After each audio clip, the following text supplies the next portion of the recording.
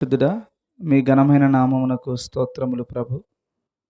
మమ్ములను కనికరించి కాపాడి, నీ బలమైన నీ దక్షిణ హస్తమును మాపై ఉంచి మమ్మలను కనికరించి, మాలో ఏదన్నా దోషము నాయన నీకు అసహ్యంగా కనపడితే వాటిని తీసివేసి నాయన పవిత్రమైన హృదయాన్ని నాయన మాకు దయచేసి, నీ జీవవాక్కులను వినగలిగే రాతి హృదయమును తీసివేసి మాంస హృదయాన్ని ఇచ్చి, వినగలిగే మాంస హృదయాన్ని మాకు ధరింప చేయమని, నీ మాటలలో ఉన్న సత్యాలను గుర్తెరిగి ఆ మాటల ప్రకారంగా మా బ్రతుకును మార్చుకోవడానికి కృప చూపించమని యేసు ప్రభు వారి శ్రేష్టమైన నామములో ప్రార్థిస్తూ వేడుకొనుచున్నాము పరమ తండ్రి. ఆమెన్. ఆమెన్. దేవుని యొక్క మహాకృపను బట్టి మనందరము గుర్తుపెట్టుకోవాల్సిన విషయం ఏంటంటే, ఇది తీయండమ్మా, ఇది పక్కెట్టు. ఇందులో ఈరోజు ఒక ప్రశ్న మిమ్మల్ని అందరినీ అడగాలని నేను ఆశపడుతున్నాను. మీరందరూ కూడా చక్కగా ఆన్సర్ చెప్తారని కూడా నేను అనుకుంటున్నాను. ఎందుకంటే ఎంతోమంది సీనియర్లు ఇక్కడ ఉన్నారు, నాకంటే కూడా సీనియర్లు ఉన్నారు. ఎన్నో ప్రభురాత్రి భోజనాలు మీరు తీసుకున్నారు, ఎన్నో గుడ్ ఫ్రైడేలు మీరు సెలబ్రేట్ చేసుకున్నారు, ఎన్నో గుడ్ ఫ్రైడేకి ముందు రోజు కార్యక్రమాలలో పాలు పంచుకున్నారు. ఇలాంటివి ఎన్నో మీరు చేశారు కాబట్టి, చేసే ఆ క్రమంలో మీరు ఎలాంటి విశ్వాసంలో చేశారన్నది ఒక ప్రశ్న. ఏంటంటే, యేసు ప్రభు పుట్టినప్పుడు ప్రశ్న, యేసు ప్రభు పుట్టినప్పుడు యేసు ప్రభువులో పాపం ఉందా లేదా? ఇది మీరు ఈరోజు చెప్పాల్సినటువంటి ఆన్సర్. యేసు ప్రభు పుట్టినప్పుడు ఆయన పుట్టుకలో పాపము ఉందా లేదా? క్వశ్చన్. లేదు అని మరి కొంతమంది ఎదరున్న వాళ్ళు చెప్తున్నారు. మిగతా వాళ్ళమ్మా అందరూ కూడా దానికి ఓకేనా? యేసు ప్రభు పుట్టుకలో పాపము ఉందా లేదా? ఏమ్మా, లేదన్న వాళ్ళందరూ చేతులు ఎత్తండి. లేదన్న వాళ్ళు చేతులు ఎత్తండి. పోనీ ఉందన్న వాళ్ళు చేతులు ఎత్తండి. అసలు నేను ఏది చెప్పనన్న వాళ్ళు చేతులు ఎత్తండి. మరి ఏదో ఒకటి చెప్పాలి కదా, ఇటు ఉందా లేదా? ఉంటే నీకు ఆధారం ఏది, లేకపోతే నీకు ఆధారం ఏది? రెండు నీకు బైబిల్లే నీకు బేస్. కానీ నీవు సొంతంగా మనకి ఏదో దేవుడు నాతో మాట్లాడాడు, రాత్రంతా దేవుడు నాతో మాట్లాడాడు, ఇలాంటి కబుర్లు అసలు వినే రోజులు లేవు ఇప్పుడు. బైబిల్ చదువుకుని బైబిల్ లేఖనాలను పరిశీలన చేస్తున్నాం కాబట్టి మనం అంత జ్ఞానంగా ఉండాలి. చాలా చప్పట్లు కొట్టినమ్మా ఆశీర్వాదమ్మ గారికి. పాపము దేంట్లో లేదు? ఆయన కార్యాలలో, ఆయన చేసిన పనుల్లో పాపము లేదు. కానీ ఆయన శరీరానికైతే పాపం ఉంది. ఎందుకంటే తల్లి యొక్క గర్భములో నుంచి వచ్చాడు గనుక, మరియా మరి పాపపు శరీరముతో ఉంది గనుక, పాపపు శరీరం అంటే ఏం కాదు, మరణం ఉంది గనుక, మరణం ఉన్నదానిని పాపము గనుక, మరి మరియ గారికి మరణం ఉందా లేదా? చనిపోయారు ఆవిడ. కాబట్టి ఆ పాపపు శరీరమును ధరించుకున్నాడు యేసు ప్రభు, నీ కొరకు నా కొరకు కదా. ఇప్పుడు ఆ పాపపు శరీరమును ధరించుకున్న ఆయనకు మరి ఆ పాపమునకు శిక్ష ఏంటి? ఆ పాపమునకు శిక్ష ఏంటి అమ్మా? పాపమునకు శిక్ష రెండవ మరణం. యేసు ప్రభు రెండవ మరణం దేనికి ఇచ్చాడు? శరీరానిక, చేసిన క్రియలక? అంటే ఇప్పుడు మనకు ఎన్నున్నాయి? శరీరములో ఉన్న పాపం, శరీరము అనుసరించి నడుచుకున్న పాపం, రెండిటికి శిక్ష నిత్య నరకం కదా. కాబట్టి ఇప్పుడు మనం ఈ శరీరాన్ని ఎలా, ఇప్పుడు యేసుప్రభు మన అందరి పాపముల కొరకు ఆయన ఏమయ్యారు? మరణించారా? మరణించలేదా? మన పాపముల నిమిత్తమేనా? ఆయన గురించా? ఇదో ప్రశ్న. ఏమ్మా, మన పాపముల నిమిత్తమేనా కాదా? మీరు ఎందుకమ్మా నవ్వుతున్నారే? మీరు దూరం దూరం కూర్చోండి, ఇద్దరు మీరు అసలు మాట్లాడుకోకండి. ఆ మధ్యలోకి వెళ్ళండి అమ్మా, చెల్లెలు మీరు ఆ మధ్యలోకి వెళ్ళిపోండి. నువ్వు మధ్యలోకి వెళ్ళిపో, వీళ్ళందరినీ దిక్కుని పెట్టకండి. నువ్వు కూడా వెళ్ళిపోమ్మా, మధ్యలోకి వెళ్ళిపో. చెల్లి ఆ మధ్యలోకి నువ్వు వెళ్ళిపో, మీరు వెనక్కి వెళ్ళిపోండి. పెద్దోళ్ళు కూర్చోండి వీళ్ళ మధ్యన. సరే, కాబట్టి ప్రతి విషయంలో కూడా మనం గుర్తుపెట్టుకోవాల్సింది ఏంటంటే, శరీరమునకు ఉండే శిక్ష, శరీరము అనుసరించి నడిచేటువంటి శిక్ష. ఇప్పుడు యేసు ప్రభు శరీరమునకు విధించబడిన శిక్ష, శరీరము అనుసరించి నడుచుకున్నందుకు వేసిన శిక్ష, ఇది మీరు గమనించాలి. చెప్పండి ఏది? యెషయా గ్రంథము 53వ అధ్యాయాన్ని 10వ వచనాన్ని చదువుదాం.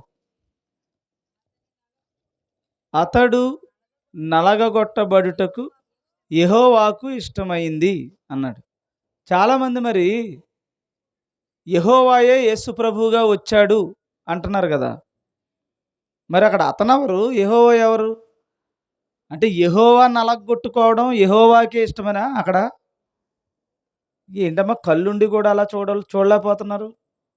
ఎంత స్పష్టంగా బైబిల్ కనపడుతుంటే, ఆదియందు సృష్టి చేసినప్పుడు మనము నరులను చేద్దుము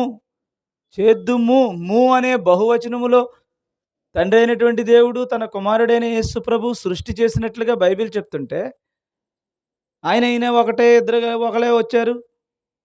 ఇలాంటి తప్పుడు బోధల్లోకి ఈ లోకం నడుస్తూ ఉంది. అతను అనగా యేసు ప్రభు నలగగొట్టబడడం యెహోవాకి ఇష్టమైంది. ఎందుకు ఇష్టమైంది? అసలు ఎందుకు వచ్చాడు ఆయన? ఎందుకు పాపపు శరీరాన్ని ధరించాడు? అంటే మరణపు శరీరాన్ని ధరించాడు అన్నది,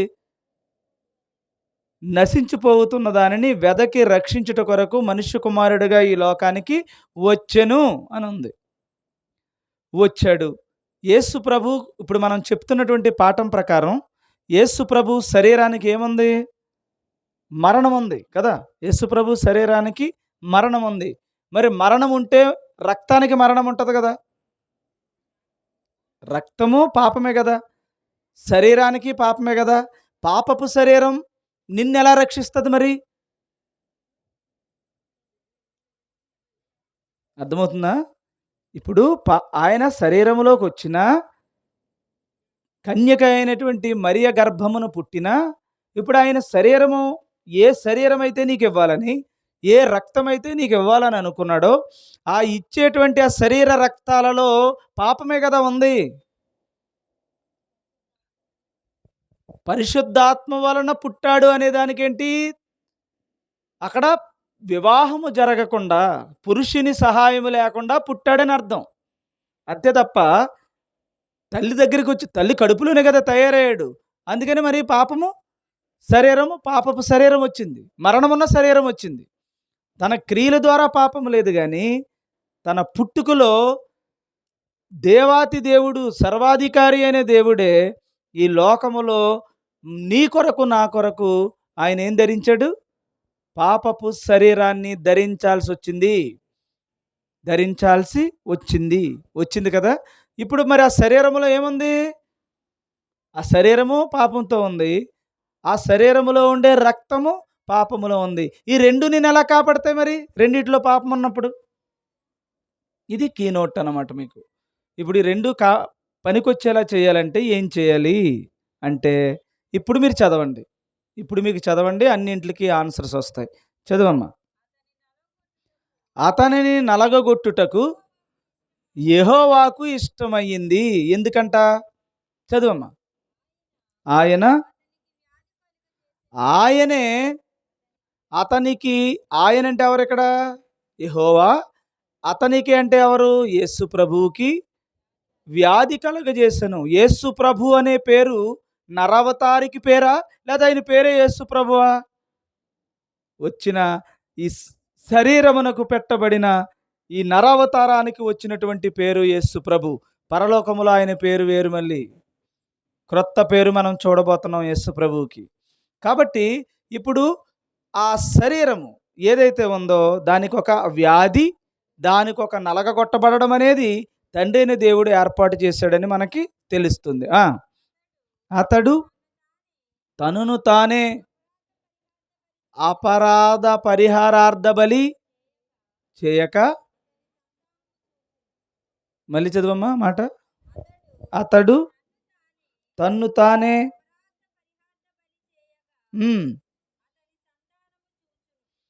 చెయ్యగానా చేయకనా? అపహార పరిహారార్థ బలి కదా! ఏంటా పరిహారార్థ బలి? ఒక అపకారానికి లేకపోతే ఒక పాపానికి చెల్లించేటువంటి పరిహారం అనేటువంటి బలి కదా! ఆ బలిని చేస్తే ఆయన సంతానం చూస్తది కదా! ఏ సంతానం ఇప్పుడు? ఏ సంతానం చూస్తది? ఆదియందు ఆదాముని, అవ్వను దేవుడు కలుగజేసి, మనము వారి ద్వారా మరణము లేని వారిని బిడ్డలను కనాలని, సంతానాన్ని కనాలని తండ్రి, కుమారుని యొక్క ఆశ గదా! ఇప్పుడు ఆదాము ఆ పని చేయడానికి నిర్ణయించబడ్డాడు. ఆదాము, అవ్వ ఆ పని కొరకు సాటి అయిన సహకారిగా దేవుడు ఏర్పాటు చేసినప్పుడు, వారిద్దరి ద్వారా వచ్చే బిడ్డలు ఎవరుండాలనుకున్నారు? మరణము లేని బిడ్డలుగా ఉండాలనుకున్నారు కదా! కానీ వారు చేసిన పాపము కారణంగా వాళ్ళకేమొచ్చింది? మరణం వచ్చింది. వారు కనినటువంటి బిడ్డలందరూ కూడా మరణముతోనే కన్నారు. ఇప్పుడు ఈ మరణముతో ఉన్నటువంటి వారిని మొదటి ఆదాము ద్వారా అవ్వని దానిని కడపటి ఆదామైన యేసు ప్రభువు ద్వారా ఏమ్మా? యేసు ప్రభువు ద్వారా మరణము లేని వారిని మళ్ళీ కనాలి. కన్నాలంటే పాపమునకు పరిహారార్థ బలి జరగాలి. జరగాలంటే ఆ శరీరములో ఈ విషయం జరగాలి. దేనికి జరగాలి? చేసిన పాపానికి శిక్ష విధింపబడాలి. విధింపబడాలి. ఏంటి చేసిన పాపం అంటే, ఆదాము చేసిన పాపాన్ని ఆయన శరీరమును ధరించి ఆదాముకు పడాల్సిన, అంటే ఆదాము తెచ్చిపెట్టినటువంటి ఆ పాపపు దానిని మరలా శిక్ష భరించడం ద్వారా మరలా తిరిగి ఆయన ఏం చేస్తాడు? మరణము లేని స్థితిని సాధించాలి. దానినే పాపమునకు పరిహారార్థ బలిని చెల్లించాడు. అవునంటారా కాదంటారా? చెల్లించాడు. చెల్లించి ఇప్పుడు మనకి ఏం తెచ్చాడు? హెబ్రీయులకు రాసిన పత్రిక 9వ అధ్యాయంలో మేకల యొక్కయు గొర్రెల యొక్క రక్తము కాక తన స్వరక్తముతో అనే మాట చదవండి. ఆ వచనం చెప్పమ్మా. 12వ వచనం, 9వ అధ్యాయం 12వ వచనం. మేకల యొక్కయు కోడెల యొక్కయు రక్తముతో గాక తన స్వరక్తముతో ఒక్కసారే పరిశుద్ధ స్థలములో ప్రవేశించెను. అంటే పరలోకానికి రక్తాన్ని పట్టుకెళ్ళాడు. రక్త శరీరాన్ని పట్టుకెళ్ళాడు. మరి రక్తాన్ని, శరీరాన్ని పరలోకంలోకి తీసుకెళ్ళడానికి అవకాశం ఉంటుందా మరి? ఎందుకని ఉండదు? రక్త మాంసములు దేవుని రాజ్యమును స్వతంత్రించుకొనలేవు. మరి స్వతంత్రించుకోలేవు అన్నప్పుడు మరి యేసుప్రభు రక్త శరీరాలు పరలోకానికి ఎలాగెళ్ళాయి? ఎవరైనా చెప్తారా? ఎవరైనా చెప్తారా? ఎలా వెళ్ళాయి మరి? రక్త మాంసముల శరీరం, మరి పాపపు శరీరం, లేకపోతే రక్తం పరలోకానికి చేరుకోదు కదా! మరి ఎందుకు చేరుకుంది అని చెప్తున్నాడు అంటే, ఈ శరీరమునకు శిక్ష విధింపబడింది, నలగగొట్టబడింది. ఆ శిక్ష విధింపబడడం ద్వారా రక్తము శుద్ధీకరించబడింది. పాపమునకు, మరణమునకు ఏమై జరిగింది? శిక్ష విధింపబడిన కారణంగా శుద్ధిని యొక్క రక్తం, పరిశుద్ధమైనది రక్తం. ఆ రక్తం పరిశుద్ధమైనదైతే ఆ రక్తం పరలోకానికి చేరుకుంటుందన్నమాట. కాబట్టి ఇప్పుడు యేసుప్రభు శరీరం మరణమైతే ఆ మరణమునకు శిక్ష విధింపబడడం ద్వారా ఆయనకి ఏమైందమ్మా? రక్తము శుద్ధీకరించబడింది. ఆ రక్తము తండ్రి దగ్గరికి తీసుకుని వెళ్ళాడు.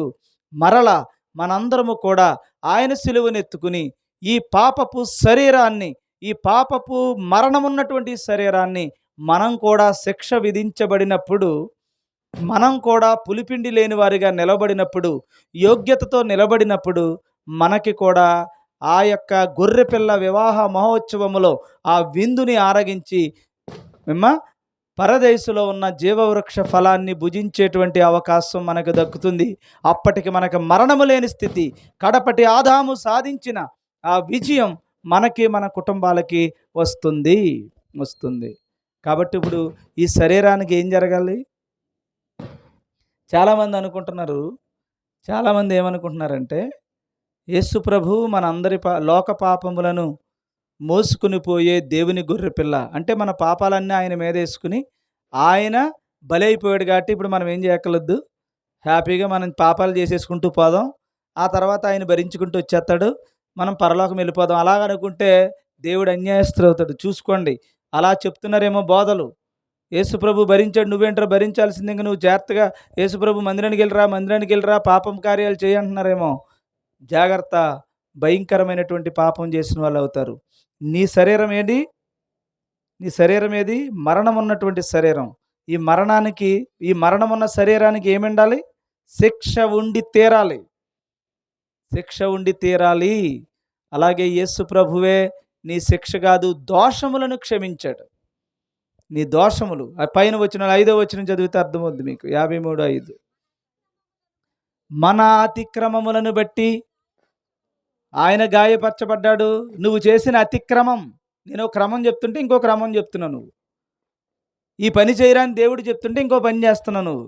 అతిక్రమాలు చేస్తున్నారు. కాబట్టి ఆ అతిక్రమాలన్నీ నీ ప్రాణం పోకముందే దేవుని ఎదుట ఒప్పుకుని క్షమించబడితే, ఒక వ్యభిచారి యేసు ప్రభు దగ్గరికి వచ్చి చంపేద్దామని అందరూ వచ్చి రాళ్ళతో కొట్టాలనుకుంటున్నప్పుడు ఆయన ఆ పాపపు స్థితిని క్షమించి మరలా తిరిగి ఇక ఎప్పుడూ పాపము చేయకు అని చెప్పాడు. అలా దేవుని దగ్గర బాప్తిస్వం పొందిన మనందరము, యేసు ప్రభువు నామములో బాప్తిస్వం తీసుకున్న మనందరము ఇంకా పాపపు స్థితిని విడిచిపెట్టి ఆ దోషములు క్షమించబడినవు గనుక ఇంకెప్పుడు పాపము చేయకుండా జాగ్రత్తగా జీవించాలి. మళ్ళీ అతిక్రమాలు చేసామనుకోండి, అతిక్రమం అనేటువంటిది నీకు పాపముగా నీ శరీరంలో ప్రవేశిస్తుంది. అతిక్రమమును బట్టి చదవమ్మా. గాయపరచబడిను, మన దోషములను బట్టి నలుగుగొట్టబడెను, సమాధానార్థమైన శిక్ష, నిన్ను తండ్రికి సమాధానపరచడానికి ఆయన శిక్షను అనుభవించి ఆ శిక్ష ద్వారా నువ్వు చేసిన పాపములను క్షమించాడు. వీరేమి చేయుచున్నారో వీరెరుగరు గనుక వీరిని క్షమించండి అన్నాడు దేవుడు. నువ్వు ఒప్పుకుంటే నీ పాపపు స్థితిని ఇంకెప్పుడు చేయనని దేవుని ఎదుట ఒప్పుకుంటే నీ పాపాలని క్షమిస్తాడు. దోషములన్నింటినీ ఆయన శిలువ మరణమును బట్టి నీకు క్షమిస్తాడని నీ ప్రాణం పోయే లోపులోనే క్షమాపణ పొందుకోవాలి. కాబట్టి ఇప్పుడు మరి శరీరానికి వేసిన శిక్ష ఎవడు పడతాడు? దోషాలంటే ఆయన క్షమించాడు, అవన్నీ మోసుకెళ్తున్నాడు. నువ్వు ఎప్పుడు క్షమించమన్నా ప్రాణం పోయే లోపల దేవుడిచ్చిన అవకాశాన్ని బట్టి నువ్వు పశ్చాత్తాపడితే నేను క్షమించడానికి సిద్ధంగా ఉన్నాడు. ఈరోజు క్షమించి, రేపు క్షమించి, జీవితాంతం క్షమించి మొత్తానికి చూస్తున్నాడు నిన్ను. మరి శరీరానికి పడే శిక్ష ఎవడు భరింతాడు? నువ్వు ఏ పాపం చేయలేదు అనుకుందాం, పుట్టుకతోనే నువ్వు పాపం చేయలేదు అనుకుందాం, ఓకే, అలాంటి ఎవడు లేడు అనుకోండి, ఏ భేదము లేదు, అందరూ పాపము చేసి దేవుడు అనుగ్రహించి మహిమను పొందలేకపోయారు అన్నారు కాబట్టి అందరిలోని పాపాలు ఉన్నాయి. పోనీ అనుకుందాం నువ్వు పాపం లేనివాడు అని అనుకుందాం, ఏ పాపం చేయలేదండి చాలా మంచివాడు అని అనుకుందాం. అయినా నీ శరీరంలో ఏముంది? పాపం ఉంది. నీ శరీరమే మరణములో ఉంది. కాబట్టి నీకు శిక్ష అవసరమా? ఖచ్చితంగా శిక్ష అనుభవించాల్సిందే. ఇప్పుడు మనకి ఏదైనా శిక్ష వచ్చిందనుకోండి, దాన్ని తృణీకరిస్తున్నామా, అంగీకరిస్తున్నామా? చెప్పండి. తృణీకరిస్తున్నామా, అంగీకరిస్తున్నామా? ఈ మాట చెప్పుకుని అక్కడికి వెళ్దాం. చెప్పండి. ఇప్పుడు ఒక శిక్ష నీ మీదకి వచ్చింది, ఏదో శిక్ష పడింది, ఏదైనా నీ ఇల్లు కాలిపోయింది అనుకుందాం. ఊరికే అంటే మళ్ళీ కాలిపోతుందని కంగారు పడకండి. ఒకవేళ నీ ఇల్లు కాలిపోయింది అనుకుందాం. అయ్యో దేవా ప్రభువా ఏంటి అంటున్నాం.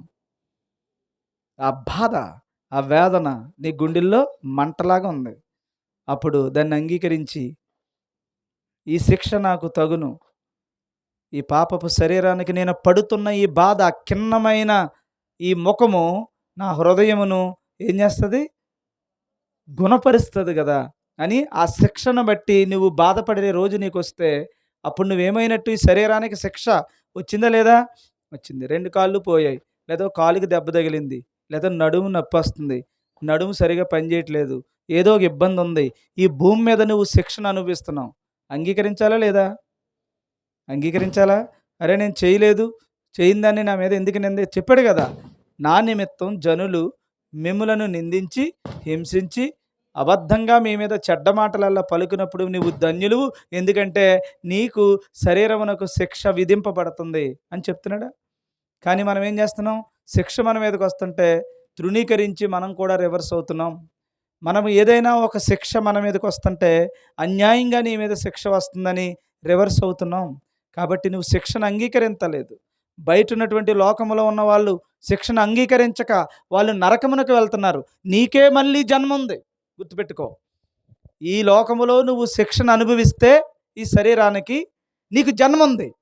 ఈ శిక్షను అనుభవించుకోకుండా సుఖాన్ని కోరుకున్నావంటే నీకు ఇంక జన్మ లేదు, అగ్నిగుండం తప్ప.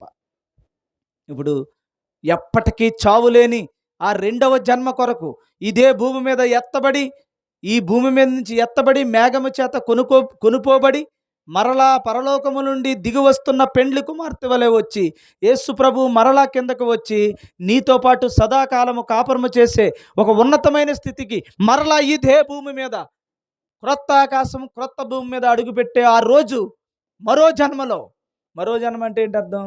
మరణము లేని స్థితిలో, ఎప్పటికీ చావు లేని బ్రతుకులో సుఖ సంతోషాలతో ఆనందాలతో ఉండే జీవితాన్ని పొందేవాడే ఈ శరీరమునకు శిక్షను అంగీకరించేవాడు. అందుకని దోషములేమో క్షమించబడి దేవుడి దగ్గర ఒప్పుకోండి, ఇంకెప్పుడు పాపం చేయకండి. రెండవది, ఈ శరీరములోనే మరణం ఉంది గనుక ఈ మరణమునకు శిక్ష విధింపబడింది. దీన్ని ఎవడు అంగీకరిస్తాడో, ఏ దేవుడైతే ఏ శిక్ష నీకు వేశాడో ఆ శిక్షకు నువ్వేం చేయాలి? తలయొగ్గి ఈ శరీరమునకు విధించబడిన శిక్షని, ఏ బిళ్ళలైనా ఏ కొడుకైనా ఎవరైనా ఇల్లు వదిలేసి వెళ్ళిపోయి నిన్ను ఎదిరించి నిన్ను బాధ పెడుతుంటే బాధేనా? తల్లిదండ్రులు ఉండగానే పిల్లలు చనిపోతే తల్లిదండ్రులకు బాధేనా? పిల్లలు కష్టాల్లో నష్టాల్లో ఇబ్బందులో ఉండి శోధనలో ఉండి ఏడుస్తుంటుంటే ఒక తండ్రిగా నీకు బాధేనా?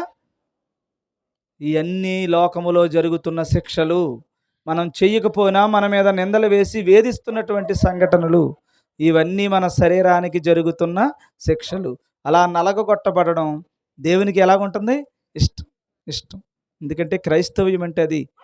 ఉపేక్షించుకోండి మిమ్మల్ని మీరు, అప్పుడు సిలువనెత్తుకోండి, నన్ను వెంబడించండి అని దేవుడు చెప్పాడు. ఆయన సిలువ ఎందుకు ఎత్తుకున్నాడు? శరీరంలో ఉన్న మరణాన్ని ఇరగ్గొట్టడానికి. నువ్వెందుకు ఎత్తుకోవాలి? నీ శరీరంలో ఉండేటువంటి మరణాన్ని విరగ్గొట్టాలి. నీ దోషములను క్షమిస్తాడు, నీకు మరలా పునర్జన్మను ప్రసాదిస్తాడు యేసు ప్రభు మరణం ద్వారా. కానీ నీ పాపమునకు, అంటే నీ శరీరానికి వచ్చిన శిక్ష భరించాలా లేదా? యేసు ప్రభు చేశాడని భరించాడా? లేకపోతే ఆదాము తీసుకొచ్చిన దాన్ని శిక్ష తన శరీరానికి విధించుకున్నాడా?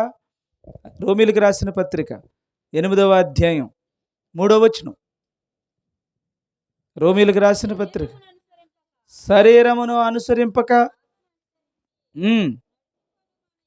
మన యందు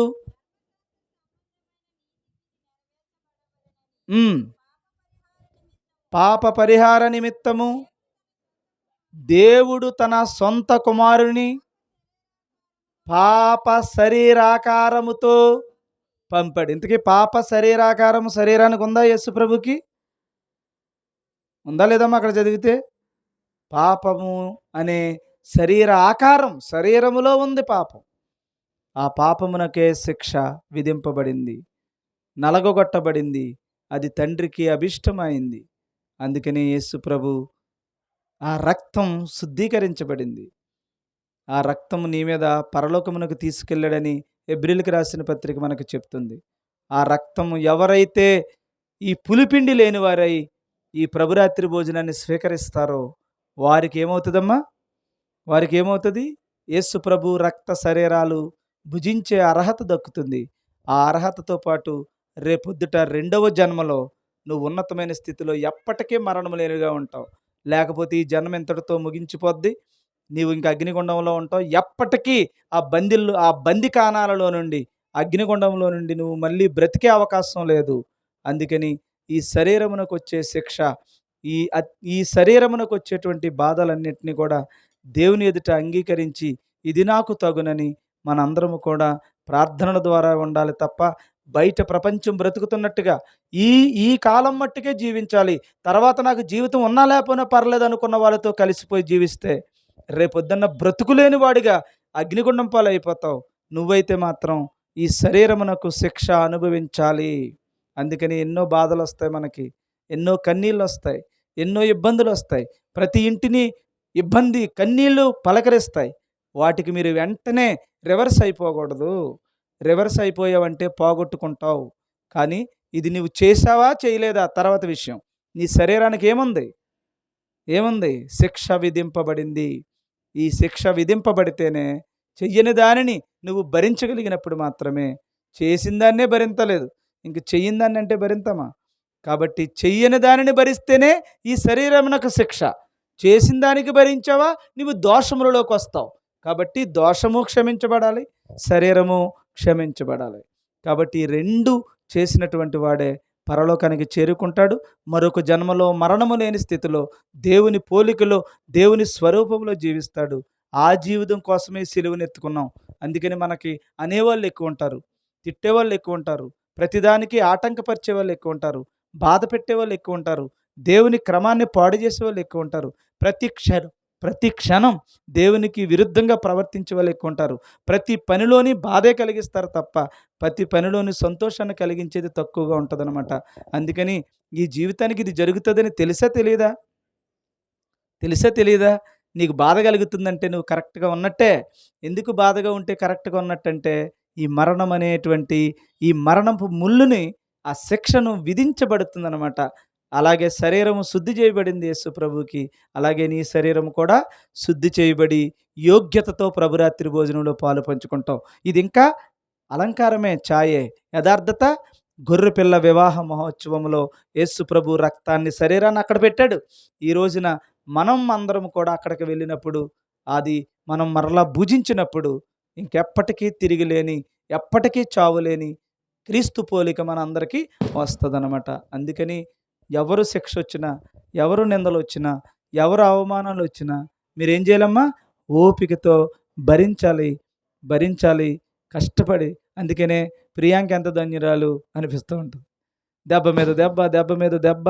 అలాగే ఇంకా చాలామంది చూస్తూ ఉంటాను.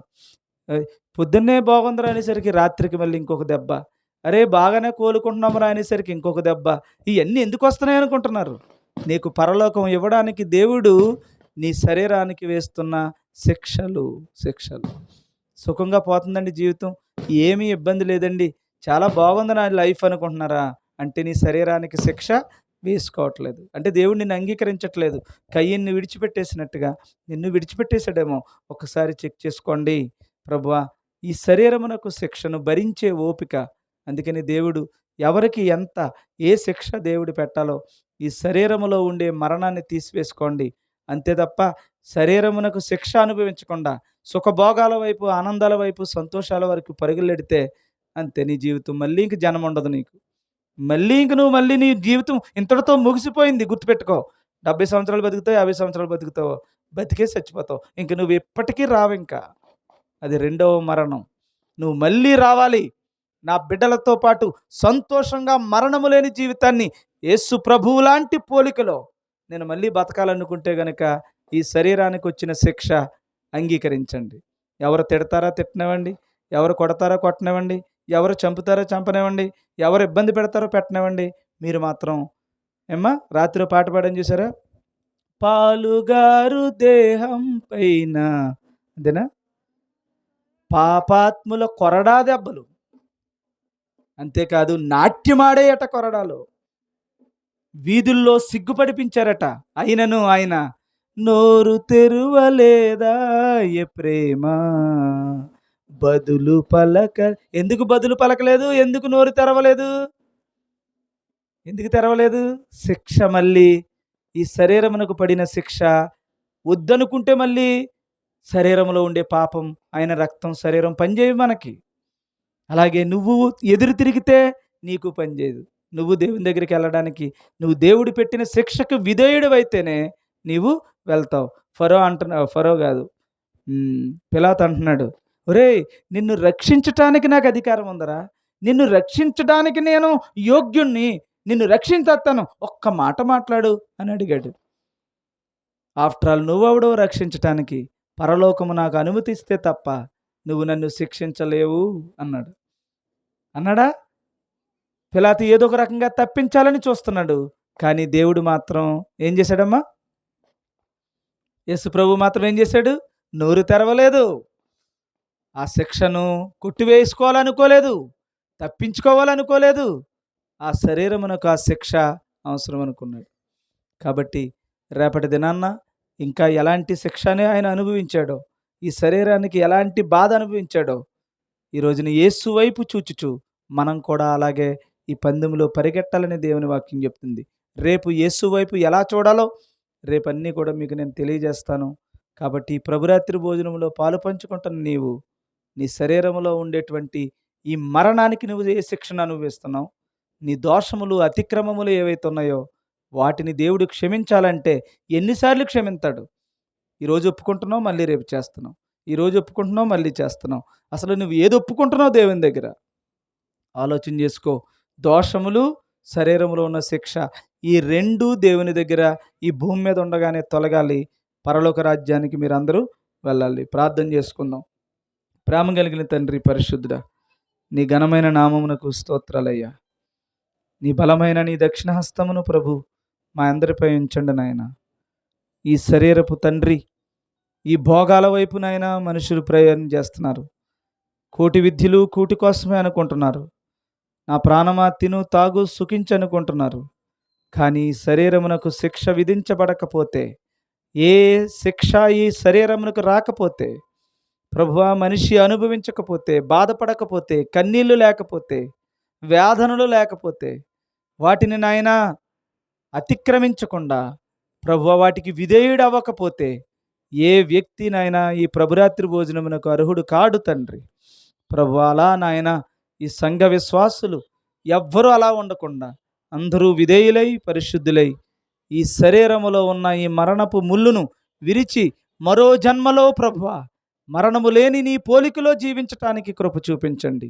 ఈ శరీరం మీద దెబ్బ పడితే, ఈ ఈ హృదయానికి మాట పడితే, ఎవరైనా ఒక నింద వేస్తే, అవమానిస్తే కన్నెర్ర చేసి ఏదో ఒక రకంగా దానిని తొలగించుకోవాలని ఆ నింద కోసం అనేకమైనటువంటి భ్రష్టత్వానికి ప్రయత్నం చేస్తే, ప్రభు ఆ శిక్షను తృణీకరించిన కారణంగా ప్రభు ఇంకెప్పటికీ జన్మ లేకుండా ఆ రెండవ మరణములో అగ్నిగుండములో చిక్కుకోబడి ఇంకెప్పటికీ బయటికి రాలేని ఈ జీవితం ఇంకా అంతమైపోయే రోజు ఆ బిడ్డలకి తండ్రి వస్తుంది.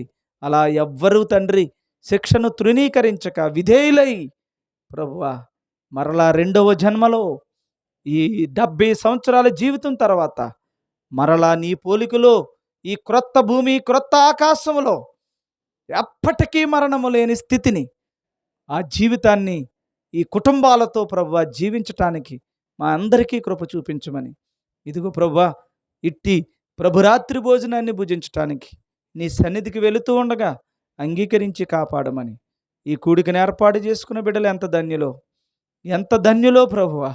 ఎందుకంటే ఒకనాడు శిష్యులకు చెప్పావు, ఎక్కడ పస్కా సిద్ధపరచాలి అని అన్నప్పుడు ప్రభువా ఇదిగో ఇలా వెళ్ళండి, అక్కడ నీళ్ళ బిందుతో ఒకరు వెళ్తారు, అక్కడికి వెళ్ళండి, ఇలా చేయండి అలా చేయండి అన్నావు. ఈరోజు నాయన ప్రభురాత్రి భోజనమునకు ముందు ప్రభువా ఇక్కడ వాక్యము వినిపించటం అనే ఈ ఇల్లు ఎంతో ధన్యత ప్రభు, ఎంతో ధన్యులు ప్రభువా. ఈ కూడికను ఏర్పాటు చేసుకున్న బిడ్డలు ఎంతో ధన్యులు. ఎంతో ప్రభు నీ మేలుంటే కానీ ఈ విషయం జరగదు ప్రభువా. ఇలాంటి మేలు ఈ కుటుంబానికి ఇచ్చినందుకు స్తోత్రాలు. వచ్చిన బిడ్డలందరినీ కూడా ప్రత్యేకంగా మీరు ఆశీర్వదించండి.